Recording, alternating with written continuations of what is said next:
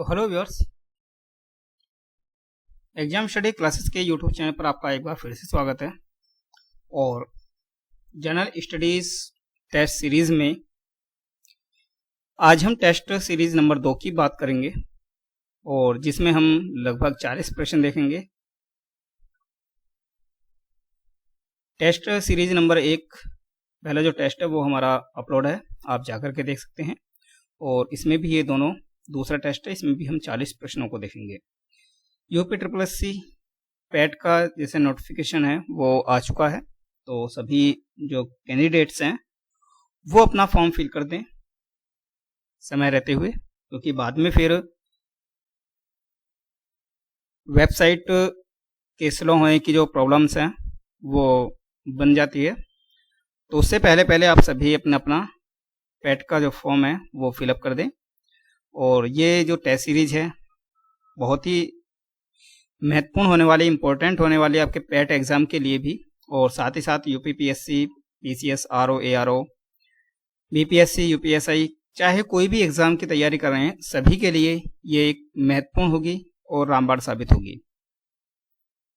Last time भी PAT का जो एग्जाम हुआ था उसमें हमारे इस सीरीज से लगभग अधिकतर प्रश्न पूछे गए थे, और जबकि हमने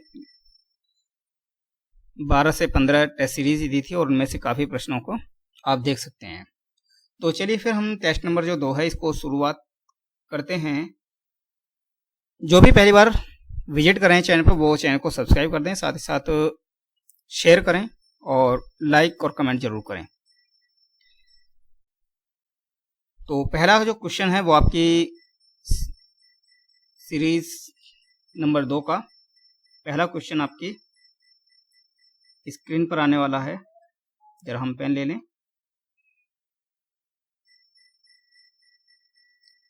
तो पहला क्वेश्चन है, देखिए, आरंभिक वैदिक साहित्य में सबसे अधिक वर्णित नदी है।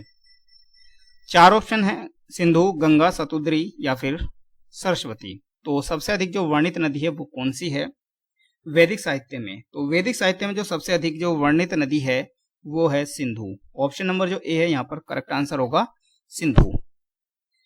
देखिए, आरंभिक वैदिक साहित्य ऋग्वेद में सबसे अधिक जो वर्णित नदी सिंधु है, दूसरी सबसे अधिक महत्वपूर्ण नदी सरस्वती है, और गंगा का इसमें सिर्फ 1 बार और यमुना का इसमें 3 बार उल्लेख मिलता है। तो इस तरह से हमारा जो क्वेश्चन नंबर 1 है इसका जो सही आंसर है वो ऑप्शन नंबर ए सिंधु होगा। बढ़ते हैं क्वेश्चन नंबर 2 की तरफ। पूर्व वैदिक काल में राजा पर नियंत्रण होता था। तो पूर्व वैदिक काल में राजा पर किसका नियंत्रण होता था? सभा समिति का होता था, पुरोहित और सेनानी का होता था, गण विधेय का होता था, या फिर परिषद या समिति का होता था। तो option A, B, C, D में से कौन सा इसका सही आंसर होगा? आप भी अपने अपने प्रश्नों के आंसर लगाते रहें और कमेंट में बताएं कि आपने इन 40 प्रश्नों में से कितने प्रश्न सही किए हैं। तो क्वेश्चन नंबर जो 2 है इसका जो सही आंसर होगा वो होगा सभा और समिति, यानी कि ऑप्शन नंबर जो ए है वो सही आंसर होगा, क्योंकि पूर्व वैदिक काल में राजा पर सभा और समिति का नियंत्रण होता था। तो option number A correct answer होगा। क्वेश्चन नंबर 3 है, ऋग्वेद का कौन सा मंडल पूर्णतः सोम को समर्पित है? सोम को समर्पित है 7वां मंडल, 8वां मंडल, 9वां मंडल या फिर 10वां मंडल? तो जो पूर्णतः सोम को समर्पित है वो ऋग्वेद का 9वां मंडल है। ऑप्शन नंबर जो सी है यहाँ पर करेक्ट आंसर होगा। देखिए, ऋग्वेद का 9वां मंडल पूर्णतः सोम को समर्पित है। 7वें मंडल में क्या दिया गया? देखिए, 7वां जो मंडल है इसमें 10 राज्य युद्ध का वर्णन मिलता है, जो रावी नदी के तट पर हुआ था, 10 राज्य युद्ध। और 10वें मंडल में पुरुषोक्त मंत्रों में शूद्रों का उल्लेख पहली बार हमें मिलता है, और चारों वर्णों का सबसे पहला उल्लेख पुरुष सूक्त में मिलता है। यानी कि पुरुष सूक्त किससे संबंधित है? ऋग्वेद से है। तो हम ये भी कह सकते हैं कि जो 4 वर्ण हैं, इन चारों वर्णों का जो उल्लेख है वो हमें ऋग्वेद में मिलता है। क्वेश्चन नंबर 4, किस देवता के लिए ऋग्वेद में पुरंदर शब्द का प्रयोग हुआ है? तो ऋग्वेद में जो पुरंदर शब्द है इसका जो प्रयोग हुआ है वो किस देवता के लिए हुआ है? वरुण, इंद्र, राम या फिर कृष्ण? तो क्वेश्चन नंबर 4 का जो सही आंसर होगा वो ऑप्शन नंबर बी होगा, यानी कि इंद्र, पुरंदर और इंद्र दोनों रिमिंग वर्ड है, तो यहाँ से आप आंसर तक पहुंच सकते हैं इंद्र। तो ऑप्शन नंबर जो बी है यहाँ पर सही आंसर होगा। क्वेश्चन नंबर 5, पतंजलि का संबंध किस रचना से है? चरक संहिता, दिव्य बदान, अष्टाध्यायी या फिर महाभाष्य?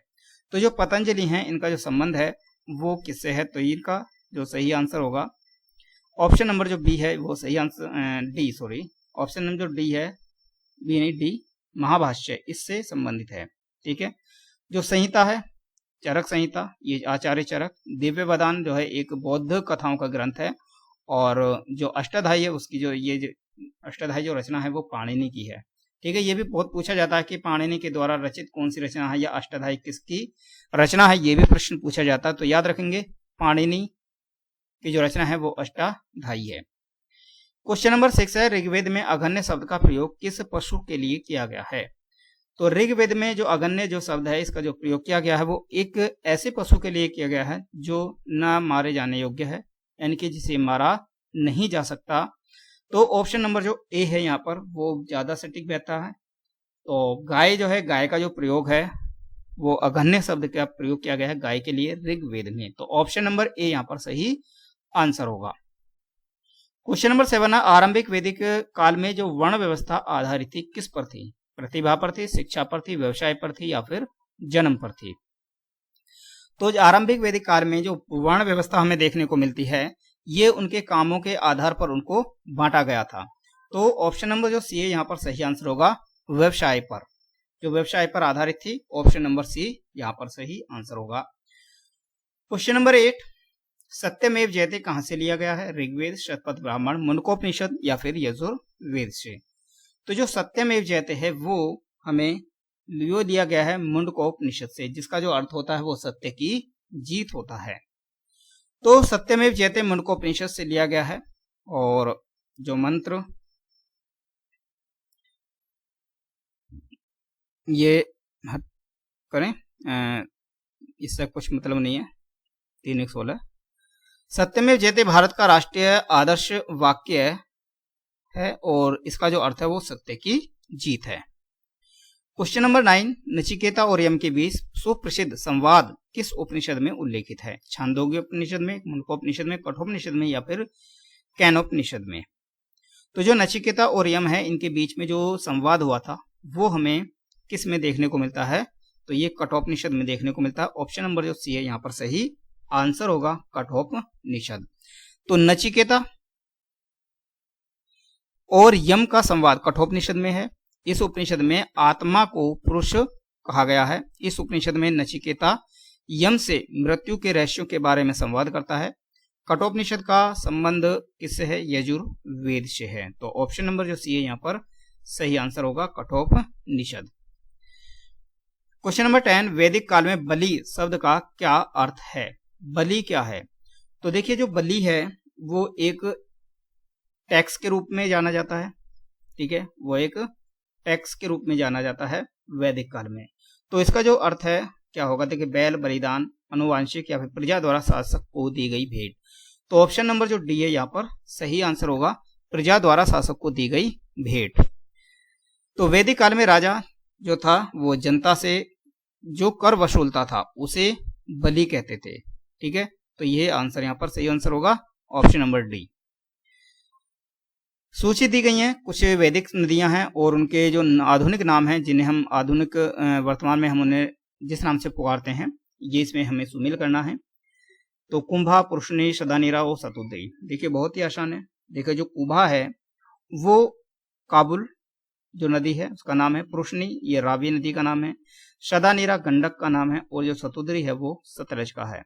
तो इस तरीके से देखें तो हमें 2, 3, 1 और 4 हमारा ऑप्शन बनता है। तो 2, 1, 3, 4, 2, 3, 1, 4, 2, 3, 1, 4। तो ऑप्शन नंबर ए में है ये। तो ऑप्शन नंबर जो ए है यहाँ पर सही आंसर होगा। फिर से सूची 1 और सूची 2 है, इन दोनों सूचियों को हमें मिलान करना है। तो ये किससे हैं? ऋग्वेद, सामवेद और अथर्ववेद, यजुर्वेद। तो इसमें क्या है? वेद हैं और उनके उपवेद हैं। तो वेद और उपवेद हैं तो इनको हमें मिलान करना है, किस से हैं। तो जो ऋग्वेद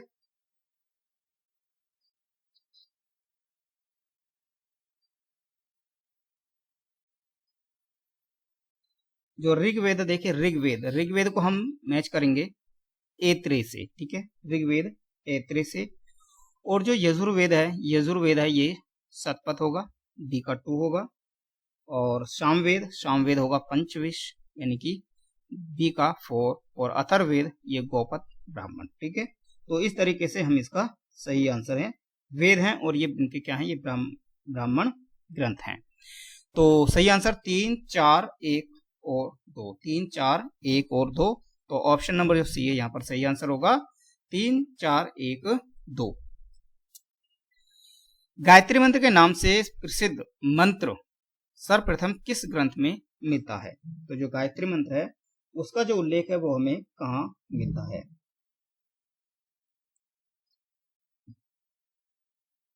देखिए जो गायत्री मंत्र है वो हमें जो मिला है वो ऋग्वेद में मिलता है।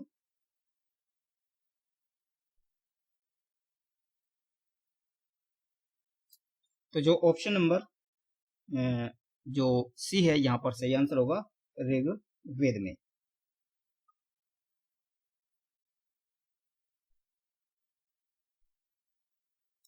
जो ऋग्वेद है इसमें जो 11, तो इसमें मंडल हैं, 11 मंडल हैं और 1028 जो है इसमें ये क्या है, ये सूक्त हैं, ठीक है। तो इतना भी आपको ध्यान रखना है, 11 मंडल हैं और 1028 सूक्त हैं ऋग्वेद में। क्वेश्चन नंबर 14 है, ऋग्वेदिक काल में प्रारंभ में निम्न में से किसे महत्वपूर्ण मूल्यवान संपत्ति समझा जाता था। तो सही आंसर क्या होगा, गाय को, भूमि को, स्त्रियों को या फिर जल को। तो जो सबसे महत्वपूर्ण जो मूल्यवान जो वस्तु थी वो क्या थी ऋग्वेदिक काल में। तो ऋग्वेदिक काल के प्रारंभ में गाय जो थी, गाय को एक महत्वपूर्ण मूल्यवान संपत्ति समझा जाता था और इसे अघन्य शब्द से हम इसको बोला जाता, अघन्य शब्द इसको बोला जाता था, अघन्य, और जिसका अर्थ होता था न मारे जाने योग्य, ठीक। तो ऑप्शन नंबर जो ए है यहाँ पर सही आंसर होगा। क्वेश्चन नंबर 15, ऋग्वेदिक आर्य पशुचारी लोग थे। इस तथ्य से पुष्ट होता है कि क्या ऋग्वेद में गाय के अनेक संदर्भ हैं। वे सही है, ऋग्वेद में हमें गाय का उल्लेख मिलता है, तो ऑप्शन नंबर ए यहाँ पर सही होगा। अधिकांश युद्ध गायों के लिए लड़े गए हैं, ठीक, ये भी बात सही है कि अधिकांश जो युद्ध हैं वो गाय के लिए लड़े गए हैं, क्योंकि गाय जो थी वो एक सबसे अधिक मूल्यवान संपत्ति उसको समझा जाता था, उसे माना जाता था। पुरोहितों के लिए दिए जाने वाला उपहार प्राय गाय होती थी, ना कि जमीन। तो ये भी सही आंसर होगा, जो पुरोहित थे उन्हें उपहार में या भेंट के रूप में गाय प्रदान की जाती थी। तो ऑप्शन नंबर जो सी है ये भी सही आंसर होगा। तो इस तरीके से देखें तो ऑप्शन नंबर जो डी है वो सही आंसर होगा, उपयुक्त सभी, ठीक है। ऑप्शन नंबर जो डी है ये सही आंसर होगा, उपयुक्त सभी। 15 ये 16 होगा, ये 15 नहीं है, 16 है। चलिए, निम्नलिखित 4 वेदों में से किस एक में जादुई, माया और वशीकरण का उल्लेख हमें देखने को मिलता है। 4 वेद हैं, ऋग्वेद, यजुर्वेद, अथर्ववेद और फिर सामवेद। तो इसमें जो जादुई माया है वो हमें कहाँ देखने को मिलती है। देखिए जो अथर्ववेद है, ठीक है, अथर्ववेद जो है इसमें हमें बहुत सारे चीजें हमें इसमें मिलती हैं, जैसे धर्म के बारे में हमें भी इसमें जानकारी मिलती है और औषधि प्रयोग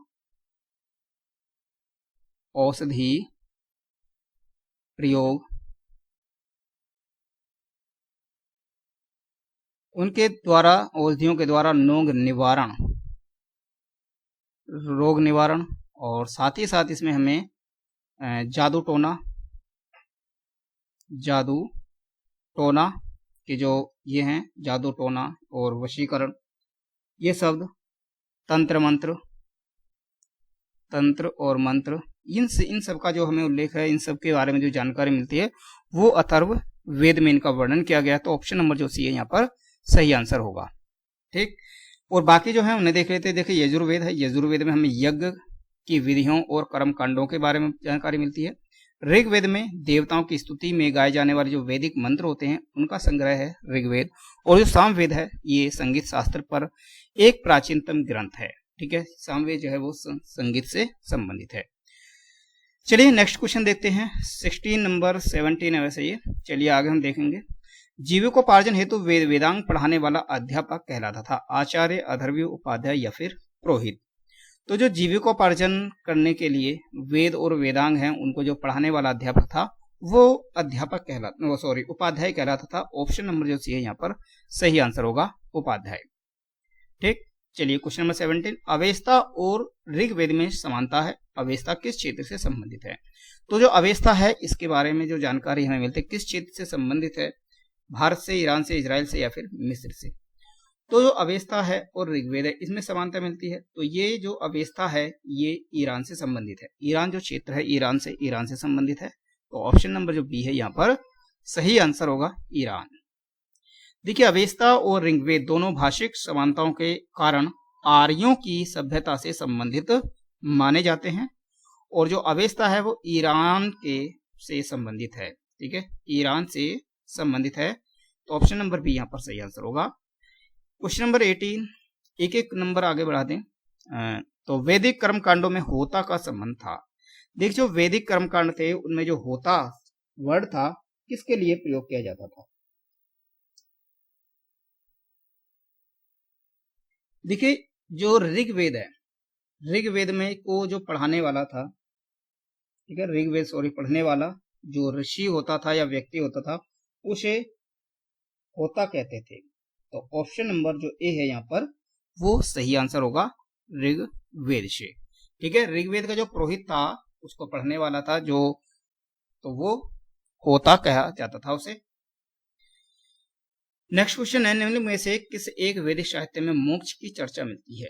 तो मोक्ष की जो चर्चा हमें कहाँ से मिलती है? संहिता से, ऋग्वेद से, ब्राह्मण ग्रंथों से या फिर उपनिषदों से। तो जो मोक्ष की चर्चा है वो हमें कहाँ से मिलती है? उपनिषदों से। ऑप्शन नंबर जो डी है यहाँ पर सही आंसर होगा उपनिषद। तो वेदों में मोक्ष शब्द प्रयुक्त नहीं हुआ है, उपनिषदों में पहली बार मोक्ष की चर्चा मिलती है। तो ऑप्शन नंबर डी सही आंसर होगा। ऋग्वेद का कौन सा मंडल पूर्णतः सोम को समर्पित है? तो इसके बारे में हम चर्चा पहले कर चुके हैं। सोम को जो समर्पित है वो नौवा मंडल है। ऑप्शन नंबर सी यहाँ पर सही आंसर होगा। देखिए वर्ण व्यवस्था से संबंधित पुरुष सूक्त मूलतः पाया जाता है। तो इसके बारे में भी हमने चर्चा की है। जो पुरुष सूक्त है इसके बारे में जो हमें चर्चा मिलती है वो हमें कहाँ से मिलती है? ऋग्वेद में मिलती है, क्योंकि पुरुष सूक्त में ही जो 4 वर्ण हैं इनके बारे में भी हमें जानकारी मिलती है। तो ऑप्शन नंबर जो सी है यहाँ पर सही आंसर होगा ऋग्वेद। ठीक है, वर्ण शब्द का सर्वप्रथम प्रयोग या उल्लेख ऋग्वेद में मिलता है। ऋग्वेद में वर्ण शब्द रंग के आधार, रंग के अर्थ में तथा कहीं कहीं व्यवसाय चयन के अर्थ में प्रयुक्त होता है। लेकिन हम देखें तो जो पुरुष सूक्त है उसमें या ऋग्वेद है इसमें जो वर्ण व्यवस्था थी वो उनके व्यवसाय के आधार पर थी, उनके कामकाज के आधार पर थी। एक तो क्वेश्चन नंबर जो 22 है इसका जो सही आंसर है वो ऑप्शन नंबर सी होगा ऋग्वेद। त्रयी नाम है, त्रयी नाम है तो त्रयी किसके नाम है? 3 वेदों के हैं। धर्म, संज्ञा, युद्ध का है। हिंदू धर्म के 3 देवताओं के नाम है या फिर 3 मौसमों के नाम है। जो त्रयी है, देखिए त्रयी जो है ये क्या है? इसमें जो 3 वेद हैं 3 वेदों का एक संकलन है। 3 वेद जो है उनको संयुक्त रूप से त्रयी कहा गया है, जिसमें हम ऋग्वेद और जो 4 वेद हैं, ऋग्वेद है, अथर्ववेद है, सामवेद है और यजुर्वेद है। तो ये जो 4 वेद हैं इन चारों वेदों में जो 3 वेद हैं उनमें उन्हें हम त्रयी कहते हैं। और इसमें जो अथर्ववेद है वो इसमें हमें नहीं मिलता। ठीक है, बाकी तीनों जो है वो 3 वेदों का एक त्रयी रूप है।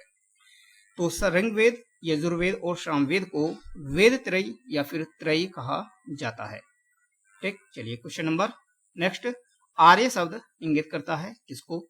निर्जाति समूह को, यायावरी जन को, भाषा समूह को या फिर श्रेष्ठ वंश को। तो जो आर्य शब्द है वो एक श्रेष्ठ वंश को इंगित करता है। ऑप्शन नंबर जो डी है यहाँ पर सही आंसर होगा। आर्य प्राचीन भारत, यूरोपीय एवं प्राचीन ईरानी भाषा बोलने वालों के लिए प्रयुक्त शब्द है। वैदिक संस्कृति में आर्य शब्द श्रेष्ठ, शिष्ट अथवा सज्जन आदि के लिए प्रयुक्त हुआ है, तो ऑप्शन नंबर जो डी है वो सही आंसर होगा।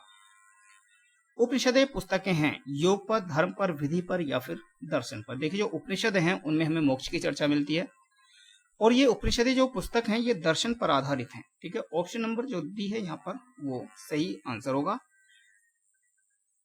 इन्हें वेदांत भी कहा जाता है। ठीक है,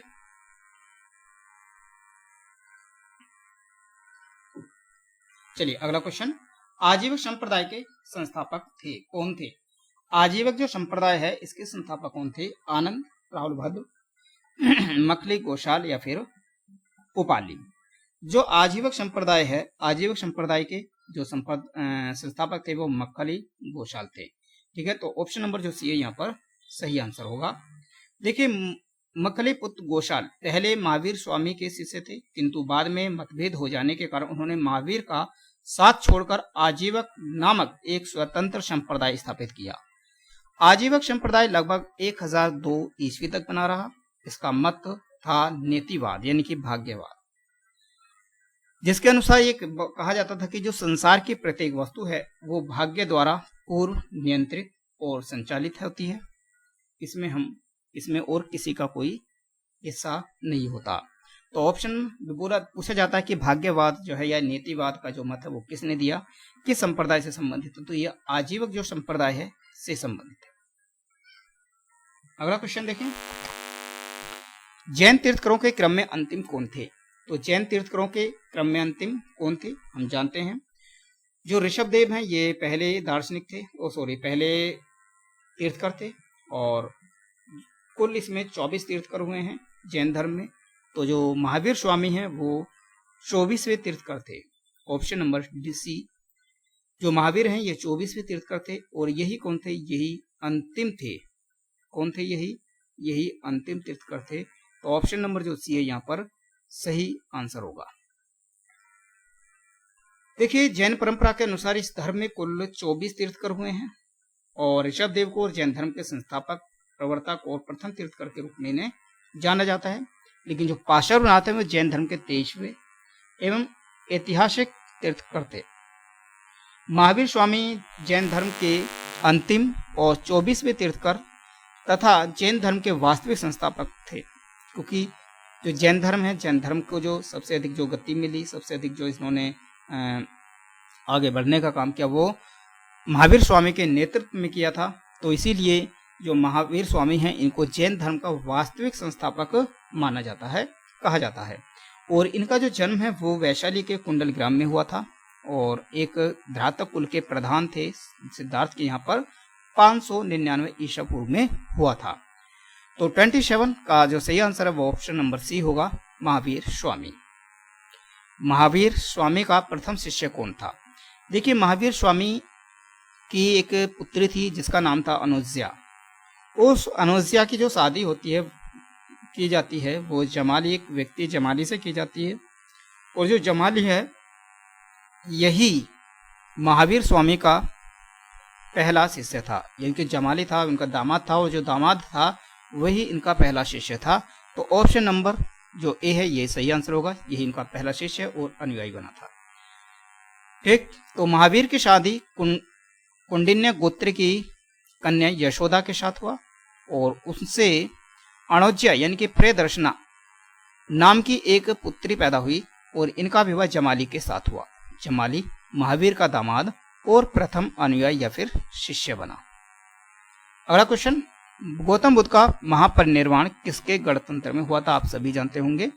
देखिए गौतम बुद्ध का जो परिनिर्वाण है वो कहाँ? मल्लों के गणतंत्र में हुआ था। ऑप्शन नंबर ए यहाँ पर सही आंसर होगा। गौतम बुद्ध की मृत्यु उत्तर प्रदेश के देवरिया जिले से 28 किलोमीटर की दूरी पर स्थित कुशीनगर में हुई थी, जिसे हम कुशीनारा भी कहा जाता है, कुशावती के नाम से भी इसे जानते थे। और यह कुशीनारा मल्लों का राज्य था। गौतम की मृत्यु 483 ईसा पूर्व में 80 वर्ष की अवस्था में हुई थी और अशोक ने इस पवित्र स्थान की यात्रा भी की थी और यहीं पर एक स्तूप का निर्माण भी कराया था। तो ऑप्शन नंबर ए यहाँ पर सही आंसर होगा। बुद्ध के जीवन की किस घटना को महाभिनिष्क्रमण के रूप में जाना जाता है? तो महाभिनिष्क्रमण के रूप में जो जाना जाता है, ये घटना उस समय की है जब महावीर स्वामी को वैराग्य उत्पन्न होता है, सिद्धार्थ को, यानी कि जो गौतम बनते हैं बाद में, वैराग्य उत्पन्न होता है और ये अपना घर बार छोड़ करके चले जाते हैं। और यही जो घटना है, यही उनका एक महाभिनिष्क्रमण काल के रूप में जानी जाती है। तो उनका जो गृह त्याग है, ऑप्शन नंबर जो सी है, ये सही आंसर होगा, उनका गृह त्याग। उनका जो प्रबोधन है, यानी कि जो पहला उपदेश देते हैं, उसे धर्म चक्र प्रवर्तन के नाम से जाने जाते हैं। और जो महापरिनिर्वाण है, ये उनका मृत्यु से संबंधित है। तो गौतम बुद्ध के जीवन संबंधी 4 दृश्य अत्यंत महत्वपूर्ण हैं, जिन्हें देखकर बुद्ध की वैराग्य भावना प्रबल हो उठती है। पहला दृश्य वृद्ध पुरुष, दूसरा एक रोगी को देखते हैं, तीसरे दृश्य में वो एक मृत शरीर, और चौथे दृश्य में एक प्रसन्नचित्त सन्यासी को देखते हैं।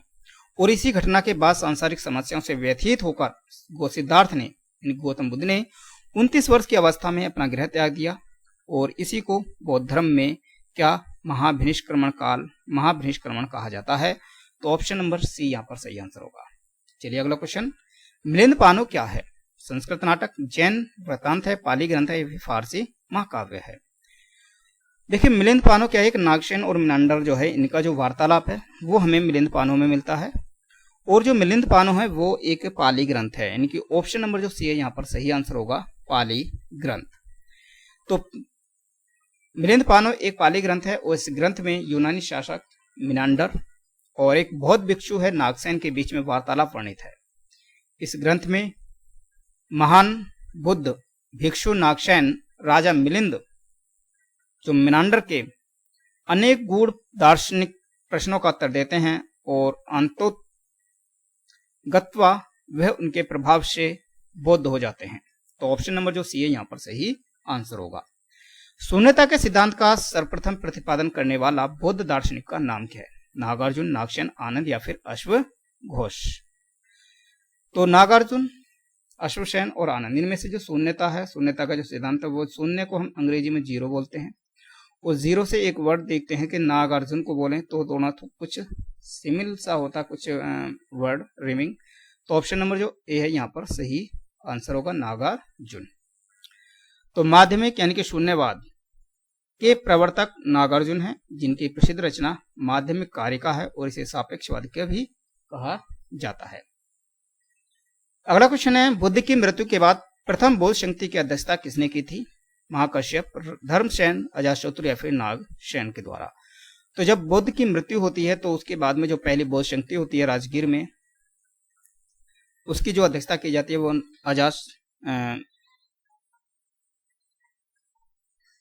अजातशत्रु के समय में महाकश्यप के द्वारा इसकी देखिए ऑप्शन नंबर जो ए है यहाँ पर सही आंसर होगा, महाकश्यप के द्वारा इसकी अध्यक्षता की जाती है। और अजातशत्रु के समय में यह पहली बौद्ध शक्ति हुई थी। ठीक है, तो इसको आप यहां से खत्म कर दें, ये गलत है। ठीक, चलिए अगला क्वेश्चन देखें 34। उत्तर प्रदेश में बौद्ध और जैनियों दोनों की प्रसिद्ध तीर्थस्थली है सारनाथ, कौशाम्बी, कुशीनगर या फिर देवी पाटन? तो जो कौशाम्बी है ये बौद्ध और जैन दोनों की एक प्रसिद्ध तीर्थस्थली के रूप में जानी जाती है। यहाँ के जो बौद्ध अनुयायी हैं और जैन अनुयायी हैं वो यहाँ जाते हैं। कौशाम्बी, ऑप्शन नंबर बी सही आंसर होगा। तो ये उत्तर प्रदेश में यमुना तट पर स्थित कौशाम्बी बौद्ध एवं जैन दोनों धर्मावलंबियों की प्रसिद्ध तीर्थ स्थली है। तो question number 34 option number B. Asia का ज्योतिपुंज किसे कहा जाता है? एशिया का ज्योतिपुंज किसे कहा जाता है? गौतम बुद्ध को, महात्मा गांधी को, महावीर स्वामी को या फिर स्वामी विवेकानंद को? देखिए, एशिया का जीवन ज्योतिपुंज यानी कि द लाइट ऑफ एशिया जो कहा जाता है वो गौतम बुद्ध को कहा जाता है। जो एशिया वाला देश है यानी कि दक्षिण एशिया में, यहाँ पर गौतम बुद्ध के बहुत अधिक साक्ष्य भी प्राप्त हुए हैं और उनके बारे में यहाँ से हमें जानकारी, बहुत सारी जानकारी मिलती है। तो एशिया का ज्योतिपुंज गौतम बुद्ध को कहा जाता है। देखिए, एशिया का ज्योतिपुंज यानी कि लाइट ऑफ एशिया के रूप में महात्मा बुद्ध का नाम लिया जाता है। ये बौद्ध धर्म के संस्थापक थे। इन्होंने एक महान धर्म की स्थापना की जिसे बौद्ध धर्म कहा जाता था। जिसका प्रचार प्रसार भारतवर्ष में ही नहीं अपितु दक्षिण पूर्व एशिया के देशों में हुआ।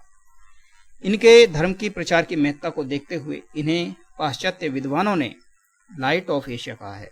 तो ऑप्शन नंबर ए यहाँ पर सही आंसर होगा। अगला क्वेश्चन है, बराबर की जो गुफाएं हैं इनका उपयोग किसके आश्रय के रूप में किया गया? तो अकबर और दशरथ, इनके पुत्र हैं दशरथ, उनके द्वारा आजीवकों के आश्रय के लिए बराबर की गुफाओं का निर्माण किया गया। तो आजीवकों के आश्रय के रूप में कराया गया था और इसमें कर्ण चौपाड़ और सुदामा, ये दो गुफाएं जो वो महत्वपूर्ण हैं। तो अशोक और उसके पुत्र दशरथ के समय में बराबर और नागौर जिन पहाड़ियों को काटकर आजीवकों के लिए आवास बनाए गए थे। अशोक के समय बराबर की गुफाओं में सुदामा की गुफा और कर्ण चौपड़ नामक जो गुफा वो सर्व प्रसिद्ध है। अगला क्वेश्चन, दूसरी सदी ईस्वी पूर्व में हेलियोडोरस ने एक गरुड़ध्वज स्थापित करवाया था। यह कहां पर स्थित है? उज्जैन में, नासिक में, वेशनगर में या फिर मंदसौर में? तो जो हेलियोडोरस है उसने एक गरुड़ध्वज स्थापित किया गया था और ये कहाँ है? ये वेशनगर में है। ऑप्शन नंबर सी यहाँ पर सही आंसर होगा। तो हेलियोडोरस स्तंभ यानी कि पूर्वी मालवा के वेशनगर, वर्तमान में जो विदिशा है में स्थित है, उसे गरुड़ ध्वज या फिर गरुड़ स्तंभ भी कहा जाता है। अगला क्वेश्चन, बौद्ध धर्म ग्रहण करने वाली पहली महिला कौन थी? तो बौद्ध धर्म ग्रहण करने वाली जो पहली महिला थी, आनंद के कहने पर गौतम बुद्ध ने सबसे पहले महिलाओं को अपनी सभा में बौद्ध धर्म में प्रवेश दिया था और इसमें जो ग्रहण करने वाली जो सबसे पहली महिला थी वो थी, इनकी मौसी थी महाप्रजापति गौतमी, यानी कि ऑप्शन नंबर जो सी है यहाँ पर सही आंसर होगा। तो वैशाली में आनंद के अनुरोध पर बौद्ध धर्म ग्रहण करने वाली पहली महिला गौतम की मौसी यानी कि विमाता महाप्रजापति गौतमी थी। अगला क्वेश्चन, सारनाथ में बुद्ध का प्रथम प्रवचन कहलाता है। तो सारनाथ में गौतम बुद्ध ने पहला प्रवचन दिया था, पहला उपदेश दिया था और यही घटना जो होती है वो धर्म चक्र परिवर्तन की घटना है। तो ऑप्शन नंबर जो सी है यहाँ पर सही आंसर होगा। सारनाथ यानी कि काशी अथवा वाराणसी के 10 किलोमीटर पूर्व में स्थित प्रमुख बौद्ध तीर्थ स्थल है और ज्ञान प्राप्ति के पश्चात गौतम बुद्ध ने अपना पहला उपदेश यहीं पर दिया था, जिसे धर्म चक्र प्रवर्तन का नाम दिया जाता है और बौद्ध मत के प्रचार प्रसार का यहाँ पर आरंभ हुआ था। अगला क्वेश्चन है, जैन धर्म में पूर्ण ज्ञान के लिए क्या शब्द है? जैन धर्म में पूर्ण ज्ञान के लिए क्या? अगर जैन धर्म है और जैन धर्म में कोई पूर्ण ज्ञान प्राप्त कर ले तो उसे क्या कहते थे? उसे केवल्य कहते थे। ऑप्शन नंबर सी यहाँ पर सही आंसर होगा, केवल्य। ठीक है, तो जैन धर्म में पूर्ण ज्ञान को केवल्य ज्ञान और इसे पाने वाले को कैवली कहा जाता था। ठीक है, केवली कहा जाता था। ऑप्शन नंबर सी यहाँ पर सही आंसर होगा। अगला क्वेश्चन, चलिए अगला क्वेश्चन नहीं, अब टेस्ट सीरीज नंबर जो 3 है वो आगे आपको मिलेगी। ये 2 हमने देख ली है, पहली भी हमने पहले कर ली है और टेस्ट सीरीज जो 3rd है इसको हम आगे देखेंगे। किस तरह के प्रश्नों का समावेश इसमें करेंगे वो भी हम आगे लेकर के आएंगे। तो ये देखने के लिए, इस क्लास के लिए धन्यवाद।